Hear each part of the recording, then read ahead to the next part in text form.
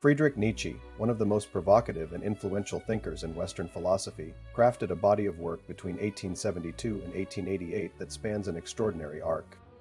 His works span from a poetic idealism to scathing critique to visionary prophecy before his mental collapse in 1889 plunged him into silence. Born on October 15, 1844, in Rieken, Prussia, to a Lutheran pastor-father who died when Nietzsche was 4, he grew up steeped in religious piety that he'd later reject with ferocity. A prodigy in classics, he ascended to a professorship in philology at the University of Basel by age 24, only to resign a decade later in 1879, his health ravaged by migraines, digestive woes, and near blindness, conditions that shadowed his writing life. From then on, he became a solitary wanderer, traversing the Alps, the French Riviera, and northern Italy, living in boarding houses and dictating to friends as his eyesight failed. His works, 13 published during his lifetime, plus the posthumous The Will to Power, emerged from this itinerant existence, a testament to a mind that burned brightly against physical decay.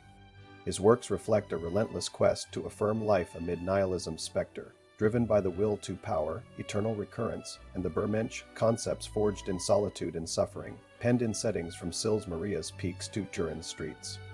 Nietzsche's debut, The Birth of Tragedy, bursts forth as a young scholar's hymn to Greek culture, written at 27 while still at Basel. Drawing on his philological mastery, he argues that Greek tragedy arose from the fusion of Apollonian order and Dionysian chaos, a synthesis that birthed art capable of confronting life's suffering without fleeing into abstraction.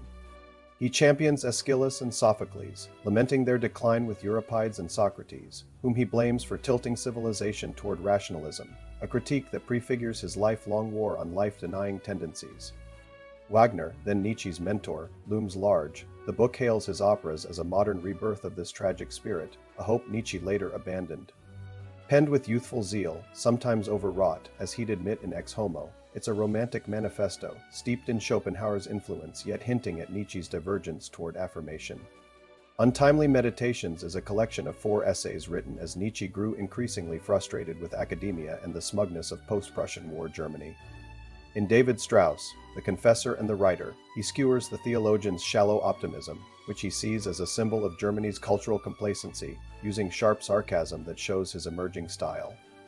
On the use and abuse of history for life questions how history should serve us, arguing it ought to inspire action through monumental, antiquarian, or critical approaches rather than overwhelm us with useless knowledge.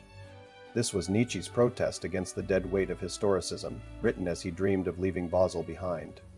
Schopenhauer, as educator, celebrates the philosopher's authenticity and calls for self-liberation and individuality over blind conformity, a personal guidepost as Nietzsche's own health began to fail. Finally, Richard Wagner in Bayreuth praises Wagner's art as a force for cultural renewal, tied to the 1876 Bayreuth Festival, though tensions between them, over nationalism and Wagner's grandiosity, already lurked beneath the surface.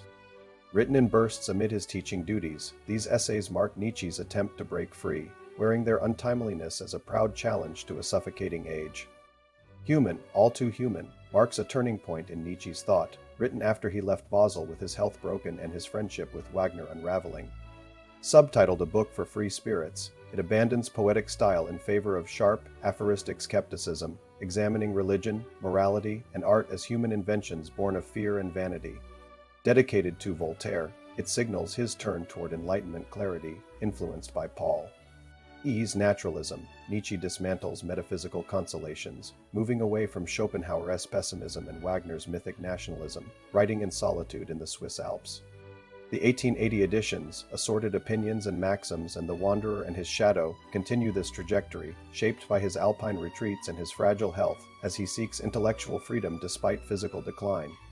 The dawn deepens Nietzsche's skepticism into a gentle yet sharp call to cast off moral prejudices. Written as he wandered Venice and the Alps, dictating through his pain, its 575 aphorisms uncover guilt as a form of debt and altruism as a kind of power, urging a dawn of self-overcoming to break free from Christianity's shadow.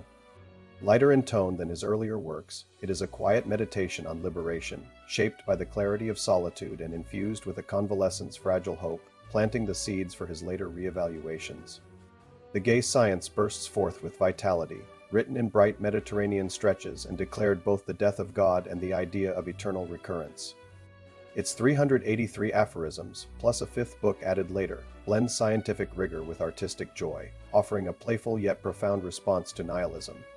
Its lyrical highs, most famously, "You shall become who you are," reflect Nietzsche's renewed energy in nature's embrace, marking his turn toward a more visionary phase. Thus Spoke Zarathustra, Nietzsche's poetic masterpiece, takes the form of a philosophical novel in 4 parts, written in intense 10-day bursts in Nice, Sils Maria, and Rapallo. Its central figure, Zarathustra, a prophet emerging from solitude, proclaims the Übermensch, a creator who transcends good and evil and eternal recurrence, a radical test of one's affirmation of life. Nietzsche wrote it while grappling with loneliness and Lu's rejection, pouring his struggles into its biblical rhythms and vivid parables that denounce herd morality and Christianity. Composed amid mountain vistas, the private printing of its 4th part reflects his growing estrangement. Grand, dense, and enigmatic, it is Nietzsche's soul laid bare and a bridge to his later polemical works. Beyond Good and Evil sharpens Nietzsche's critique into a fierce, incisive attack. Its aphorisms dismantle philosophy's supposed truths and morality's rigid binaries, exposing them as fictions driven by power. With surgical clarity, Nietzsche mocks Kant, Plato, and Christian ethics, presenting the will to power as the true pulse of life, a bold manifesto for free spirits, funded during his time in Turin. On the genealogy of morality goes even deeper, unfolding in 3 essays that trace morality's evolution from master to slave, guilt's origin in debt, and the ascetic ideals hold over humanity. Written during a calm summer in Sils Maria, it's a systematic unmasking of morality's roots, representing the peak of his rigor before the storm of his final year. The case of Wagner takes a personal turn, a sharp Turin pamphlet in which Nietzsche renounces Wagner's decadent art as a sickness and a betrayal of his own early hopes. Written with sardonic glee in the clarity of his final year, it marks the beginning of his last burst of writing. Twilight of the Idols follows, distilling his ideas into a blistering attack on Socrates, metaphysics, and morality, all delivered in fiery aphorisms. It stands as a lucid summation of his thought as his collapse approached. Then comes the Antichrist, where Nietzsche unleashes his full fury on Christianity, denouncing its slave morality, cut short by madness. Ex Homo is Nietzsche's manic self-portrait, a defiant review of his own works, declaring "I am dynamite," written in the autumn glow of Turin as his genius tipped into delusion just before his collapse. Nietzsche contra Wagner returns to his break with Wagner through selected past writings, a quieter, more distant work penned as his mind unraveled. The Will to Power assembles his raw, unfinished reflections on life as will to power, the threat of nihilism, and the future of humanity. It is a brilliant but fragmented vision, posthumously shaped and distorted by his sister Elizabeth into a contested part of his legacy, drawn from his Alpine and Italian notebooks. Nietzsche's work traces a lifelong quest to affirm life in the face of nihilism, grounded in 3 central ideas: the will to power, eternal recurrence, and the Übermensch, a creator who rises above convention. His style evolved from the lyricism of the birth of tragedy, to the rigor of genealogy of morality, to the fury of the Antichrist, yet always remained vivid. Written in bursts of energy amid migraines, solitude, and euphoria, his books sold poorly during his lifetime, being self-funded, misunderstood, and largely ignored. Yet they gained explosive influence after his death, shaping existentialism, psychology, and art, though also misused by the Nazis, a distortion his anti-herd spirit would have despised. His final years were spent in silence, incapacitated and cared for by his sister Elizabeth until his death in 1900. But his words, born of struggle, still endure. A hammer, a dance, a challenge to transcend. Thank you for watching. Be sure to hit the like and subscribe button, and stay tuned for more content on the Philosophy series.